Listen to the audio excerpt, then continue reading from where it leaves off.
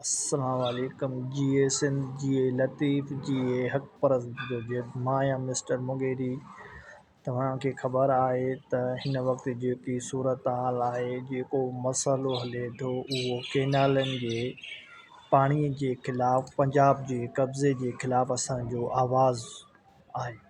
सभिनी दोस्तनि खे गुज़ारिश कंदुमि त महिरबानी करे सभु दोस्त जेके आहिनि मुतहद थी करे साईं ज़ैन शाह जो जेके बि माना केनालनि जे ख़िलाफ़ु हड़ताल कनि था उन्हनि खे उन्हनि जो साथ ॾियो, उन्हनि जी हौसला अफ़ज़ाई कयो, हुननि जी हिमत कयो।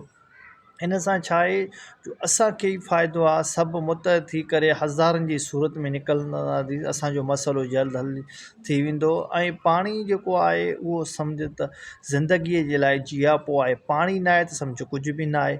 जेको बि असांजो ज़राइत आहे उहो डिपेंड करे थो पाणीअ ते। मिसाल तौरु हाणे साल में असां वटि 2 महीना फ़सुलु थियनि था। हिकु त कणिक जो थिए थो, ॿियो त सारियुनि जो थिए थो। इहे 2 फ़सुल इहे अगरि इहे पाणी न हूंदो त इहे किथां थींदा।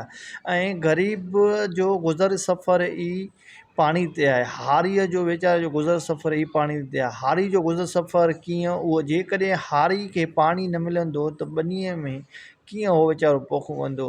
तंहिं करे असांजो जेको ग़रीब में घणे में घणो जेको तबिको आहे 50 खां 60% 50 खां 60% उहो असांजो हारी आहे, वीचारो ग़रीब तबिको आहे जेको सिंध में रहे थो।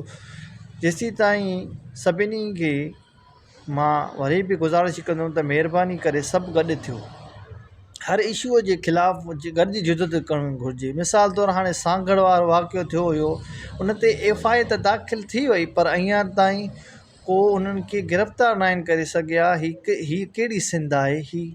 कहिड़ा करप्ट सियासतदान, कहिड़ा करप्ट कामोरा आहिनि जेके ग़रीबनि खे पंहिंजो हक़ नथा ॾियनि। ऐं असां सभिनी खे घुरिजे त पंहिंजे जेको बि आईंदा थिए त सभु ईअं मुतहद थी करे सांगड़ जीअं मज़ामत कयूं, तीअं असांजा मसाइला हल थी सघनि था। सिंध जो अवाम अवली ग़रीब